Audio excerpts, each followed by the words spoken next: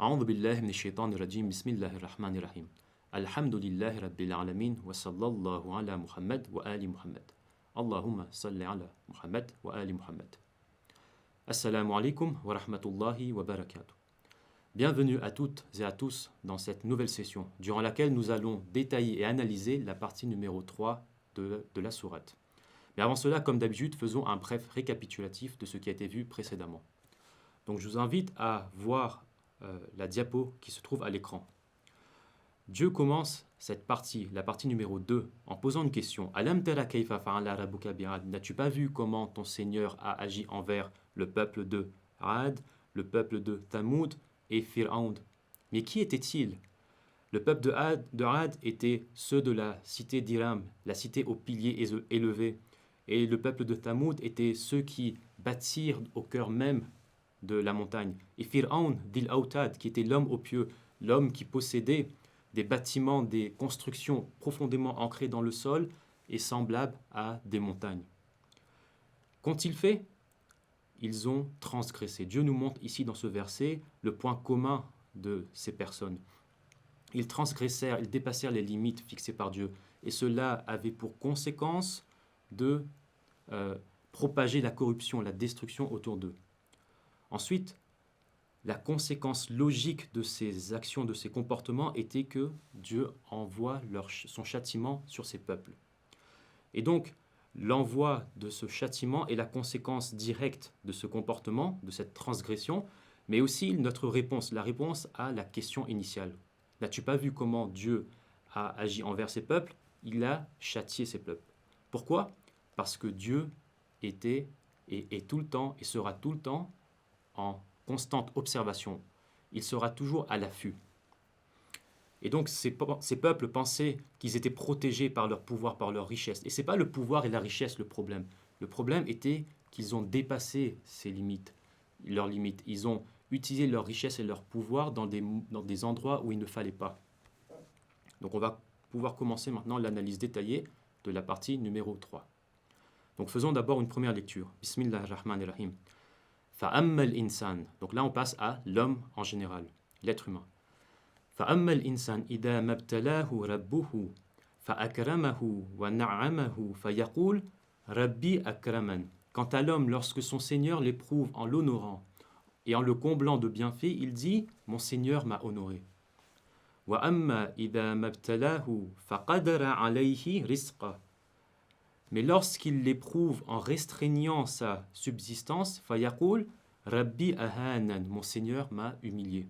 Kalla, absolument pas, ce n'est pas comme vous l'imaginez. بَلْ لَا تُكْرِمُونَ الْيَتِيمَ. Mais vous n'honorez pas l'orphelin.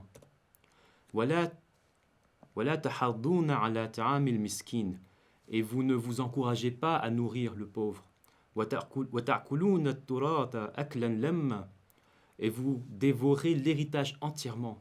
وَتُحِبُّونَ الْمَالَ حُبًّا جَمًّا. Et vous aimez les biens d'un amour démesuré.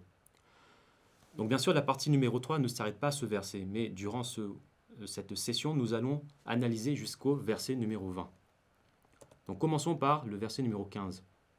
Quant à l'homme, lorsque son Seigneur l'éprouve, en l'honorant et en le comblant de bienfaits, il dit « Mon Seigneur m'a honoré ».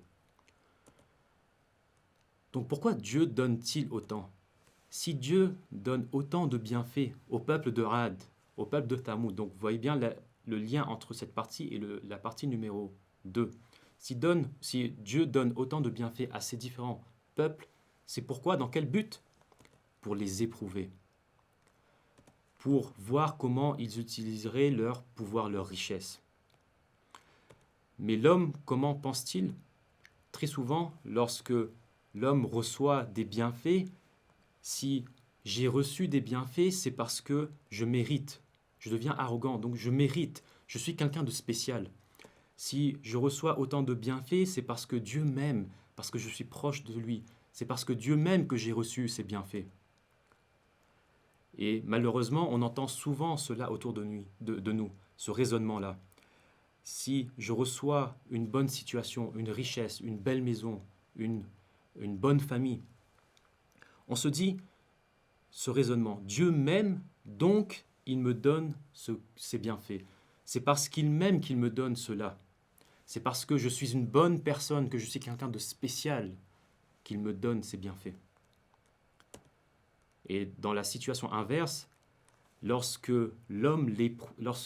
Dieu l'éprouve, donc vous voyez bien dans ce verset, la clé ici, la variable ici que l'homme ne prend pas en compte, c'est lorsque Dieu l'éprouve. Comment? En restreignant sa subsistance. Il dit alors, mon Seigneur m'a humilié.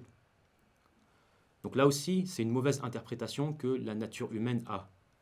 Lorsque sa subsistance est diminuée, c'est-à-dire lorsqu'il perd de la richesse, lorsqu'il a par exemple un accident de voiture ou bien lorsqu'il perd un proche, il pense que Dieu ne l'aime plus. Il pense que Dieu l'humilie.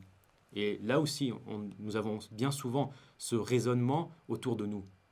Lorsqu'une difficulté apparaît dans notre vie, quelle est la première pensée qui nous vient à l'esprit? Est-ce que c'est celle-ci? Est-ce qu'on se dit, mais pourquoi moi? Pourquoi Dieu m'a choisi parmi tous les êtres humains? Pourquoi il m'a envoyé cette difficulté? Pourquoi il m'a pris quelqu'un que j'aimais?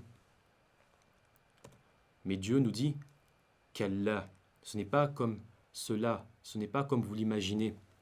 Donc face à ce système de pensée, face à cette vision qu'a l'être humain en général, Dieu répond de manière fermement, absolument pas. Ce n'est pas comme cela. Ce n'est pas parce que vous recevez un bienfait que je vous aime. Ce n'est pas parce que je vous enlève un bienfait que je ne vous aime pas. Non, le bienfait est une épreuve. La restriction du bienfait est aussi une épreuve. Ce qui compte pour Dieu, c'est de voir comment nous allons nous comporter dans ce genre de situation. Lorsqu'on a une telle richesse, qu'est-ce que nous allons faire? Est-ce que nous allons utiliser cette richesse dans l'illicite ou dans le licite? Lorsque Dieu nous enlève un bienfait, lorsqu'on perd un proche, est-ce que nous allons perdre espoir? Est-ce que nous allons nous énerver, perdre le contrôle? Ou est-ce que nous allons garder ce contrôle? Certes, vivre dans ces moments pénibles et difficiles, nous pleurons. Ce n'est pas là le problème. C'est qu'est-ce que nous allons faire? Est-ce que nous allons dépasser les limites que Dieu nous a fixées ou pas? Et bien sûr, la preuve de cela, que comme quoi le fait de donner des bienfaits et le fait de se voir prendre ces bienfaits est une épreuve, c'est comme je vous ai dit dans le verset. Dieu dit c'est pour l'éprouver, lorsqu'il l'éprouve en l'honorant, lorsqu'il l'éprouve en le restreignant sa subsistance. Donc la clé ici, c'est l'épreuve. Donc la réalité que Dieu veut nous faire comprendre ici, c'est que ce monde n'est qu'un monde d'épreuves et rien du tout, et rien d'autre. Et le but de cela, c'est de nous donner, de nous récompenser après cela, de nous donner le paradis. Donc la réalité, c'est que nous avons été envoyés dans ce monde pour être testés. Mais l'être humain, malheureusement, la nature même de l'humain est comme ça. C'est que nous voyons ce qui est superficiel. Nous jugeons selon l'apparence. C'est-à-dire que nous interprétons mal lorsqu'on reçoit. On interprète mal lorsqu'on en est privé. Et cette pensée, d'après vous, lorsqu'on a ce genre de pensée superficielle, lorsque nous voyons que ce monde, d'après vous, quel comportement aurons-nous avec ce système de pensée? Et c'est là que, dans les versets suivants, Dieu nous montre les différents comportements qui se passent lorsqu'on a cette façon même de voir le monde. Kalla balla tukrimun al-yatim. Absolument pas, ce n'est pas comme vous l'imaginez. Mais vous n'honorez pas l'orphelin. Ici, dans ce verset, Dieu ne dit pas « vous ne le nourrissez pas », mais il dit « vous ne l'honorez pas ». Quelle est la différence? Donc ici, la différence est que la souffrance même de l'orphelin ne se limite pas au fait qu'il soit privé de nourriture, qu'il ait faim. C'est au-delà de cela, c'est-à-dire que honorer l'orphelin, c'est aussi combler son manque affectif. C'est-à-dire que ne pas chercher à l'humilier. Il ne doit pas ressentir, l'orphelin ne doit pas ressentir l'humiliation, il ne doit pas ressentir qu'il n'a pas de valeur parce qu'il a perdu ses parents. Au contraire, il doit être honoré de telle manière pour qu'il ne ressente pas ce vide. Et c'est pour ça que dans l'islam, on voit souvent que l'islam recommande de la douceur, recommande de la tendresse envers les orphelins. Et malheureusement, ce que nous voyons aujourd'hui, bien sûr, je ne généralise pas, mais ce que nous voyons, c'est que les gens utilisent toutes sortes de ruses pour s'approprier les biens des orphelins. les biens des personnes qui sont sans protection. Et ces orphelins connaissent, ressentent de la solitude, ils se voient seuls dans la société. Et ce résultat fait qu'ils ressentent de manière profonde, de manière intense, la douleur même de l'orphelinat, la douleur même de la perte de leurs parents. Donc honorer l'orphelin ne signifie pas seulement protéger ses biens, mais c'est surtout également combler son bien affectif et lui donner sa dignité, lui faire ressentir qu'il a de la valeur. Dieu ensuite nous parle du deuxième comportement. Wala tahaddouna ala ta'amil miskin. Et vous ne vous encouragez pas à nourrir le pauvre. Donc ici le verset utilise un mot, tahaddoun. Ça veut dire s'encourager mutuellement. Donc ce verset nous montre que nourrir le pauvre seul ne suffit pas. Dieu nous demande également de s'encourager mutuellement à nourrir le pauvre. Donc par exemple, si nous recevons un message WhatsApp, par exemple, qu'il y a tel démuni à aider, si moi je n'ai pas la capacité, par exemple, de l'aider, eh bien, il suffit de transférer aux personnes qui ont la capacité. Donc le but de cela, c'est de créer une culture, une valeur qui se répande au sein de la société, qu'on s'entraide mutuellement à aider les pauvres. Ensuite, Dieu nous révèle un troisième comportement. Et vous dévorez l'héritage entièrement, en totalité. Donc bien sûr, il ne s'agit pas ici de recevoir sa part légitime d'un héritage. Bien entendu, consommer l'héritage légitime est permis, bien entendu. Ici, ce qui est condamné, c'est de prendre ce qui ne nous appartient pas. Et le mot lamma, qui est à la fin du verset, veut dire entièrement, en totalité. Et l'héritage ici n'est pas juste restrictif à cette terminologie que nous connaissons tous, l'héritage. Lamma permet de nous faire comprendre que dévorer l'héritage entièrement, ça veut dire que l'être humain prend tout pour lui, prend sa part et même celle des autres. C'est-à-dire qu'il ne fait plus la différence entre le licite et l'illicite. Il prend tout ce qui lui passe sous la main. Et enfin, Dieu dit et vous aimez les biens d'un amour démesuré. Donc si vous voulez, ces trois comportements qui étaient cités, le fait de ne pas honorer l'orphelin, de ne pas se soucier du pauvre, de ne pas s'encourager mutuellement à nourrir le pauvre, et de ne pas faire la distinction entre le licite et l'illicite, que ce soit dans l'héritage ou au-delà de ça. Ici, Dieu nous dévoile la cause même. Il nous dit que la raison pour laquelle vous avez ce genre de comportement, c'est l'amour excessif des biens matériels. Donc si vous voulez, ces trois comportements sont comme des signaux d'alarme. Si nous voulons savoir si nous avons un amour démesuré pour les biens matériels, alors il faut regarder cela comme une checklist, voir est-ce qu'on honore l'orphelin ou pas, est-ce qu'on se soucie du pauvre ou pas, est-ce qu'on fait attention à l'illicite et le licite ou pas. Et là, il se peut qu'une question vous vienne à l'esprit. Donc Dieu nous a clairement montré que la façon de penser de manière superficielle, de voir ce monde de manière superficielle de l'être humain, c'est-à-dire lorsqu'on reçoit un bienfait, on pense que nous sommes proches de Dieu, et lorsqu'on se voit retirer un bienfait, on pense que Dieu ne nous aime plus. Cette façon de penser, Dieu l'a renié. Il a dit que non, absolument pas, c'est pas de cette manière-là qu'il faut penser. Et ensuite, il nous amène à la racine même du problème. Il nous dit que la raison pour laquelle vous pensez de telle manière, c'est parce que vous aimez profondément ce monde d'ici-bas. Vous aimez profondément les biens de ce monde. Question. Mais quel est le rapport entre cette façon superficielle et cette façon erronée de penser et l'amour de ce monde? Quel est le rapport?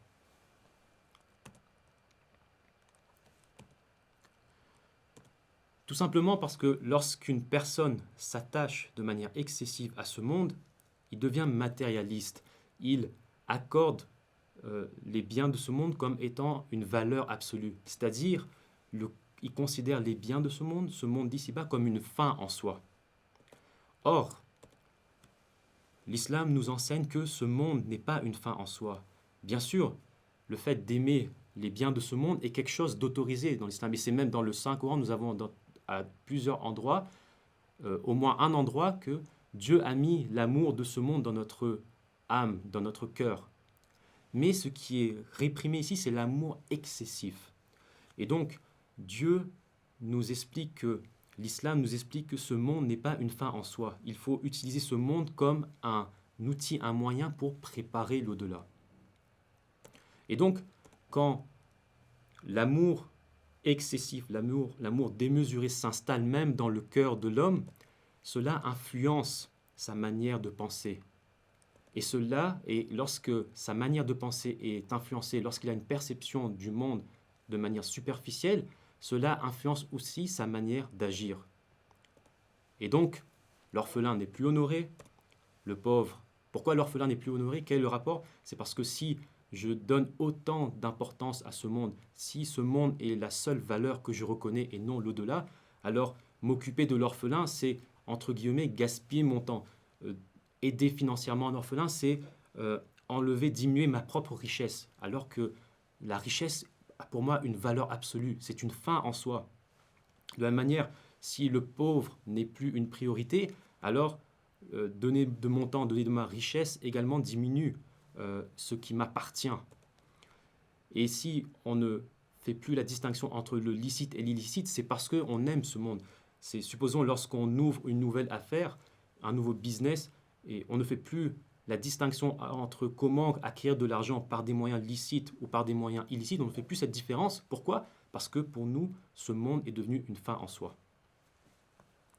Et ainsi, la conséquence, c'est quoi? C'est que les limites fixées par Dieu sont dépassées, tout simplement. Et revenons à la partie numéro 2. Nous avons parlé du peuple passé, le peuple de Had, de Thamoud, ainsi que Pharaon. Et rappelez-vous, ils ont transgressé, ils ont dépassé les limites de Dieu. Et ce qui avait pour conséquence de semer la corruption, semer la destruction autour d'eux. Et si vous avez compris correctement jusqu'à maintenant l'explication que je vous ai donnée, l'explication que Dieu lui-même nous a donnée, nous comprenons que cette transgression, parce que rappelez-vous, la question qui était restée en suspens durant la dernière session, c'était pourquoi ce peuple a dépassé les limites? Qu'est-ce qui s'est passé? Pourquoi ils ont dépassé ces limites? Et Dieu nous donne la réponse ici, c'est parce que le fait de dépasser la limite vient du fait qu'ils avaient une mauvaise façon de voir le monde. Parce qu'ils avaient vu le monde de manière superficielle, ils ont dépassé les limites. Parce que je leur ai donné des bienfaits, ils ont eu du pouvoir, de la richesse, alors ils se sont sentis arrogants. Ils se sont dit, Dieu m'aime, donc je peux faire ce que je veux avec cela. Et pourquoi ils avaient ce système de pensée erroné? Parce qu'ils avaient un amour excessif de ce monde. Donc ici, Dieu nous adresse ici un message universel. Si toi aussi, si toi, être humain, tu ne veux pas connaître le même sort, le même châtiment que le peuple de Had, de Thamoud et Pharaon lui-même a reçu, alors ne transgresse pas, ne dépasse pas mes limites. Et pour cela, corrige ta perception de ce monde. Et je t'ai donné c'est quoi la bonne perception. Et comment corriger cette perception? Eh bien, tout simplement en enlevant cet amour excessif pour ce monde. Donc, ce que Dieu veut nous dire ici, c'est que comprends cela, comprends cette réalité. Ce monde n'est qu'une épreuve.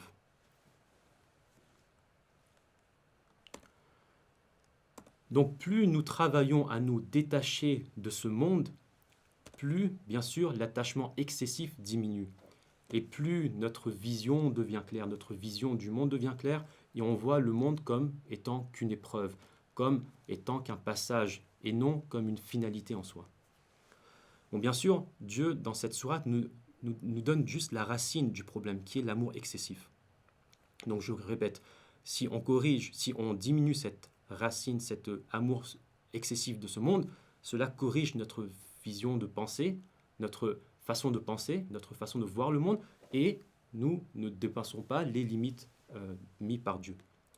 Mais comment enlever cet amour excessif? Dans cette sourate, cela n'est pas indiqué. Ce que Dieu indique en apparence, c'est que si vous avez ces comportements, le fait de ne pas honorer l'orphelin, de ne pas vous soucier du pauvre, de ne pas faire la distinction entre le licite et l'illicite, ce sont des signaux. Cela veut dire que vous avez un amour excessif pour ce monde. Mais comment enlever cet amour excessif?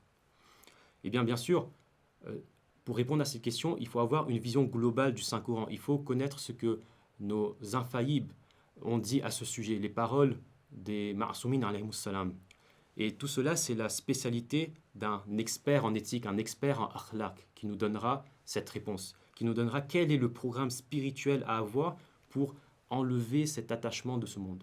Et cela demande une session en plus et qui dépasse bien sûr ce qui était l'objectif même de cette série.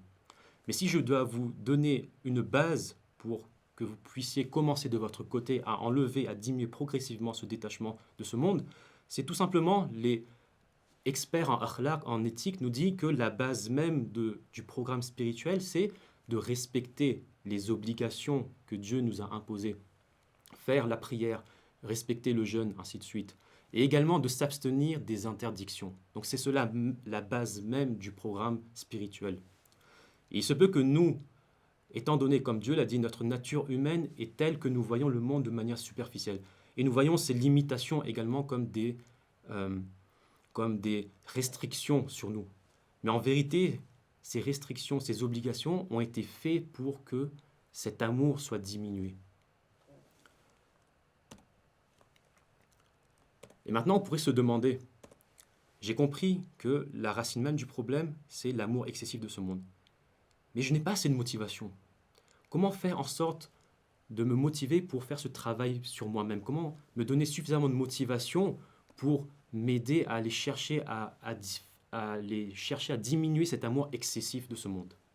Et la réponse se trouve dans la suite des versets que nous verrons, Inch'Allah, durant la première session. Walhamdulillahi Rabbil Alamin. Wassalamun alaykum wa rahmatullahi wa barakatuh.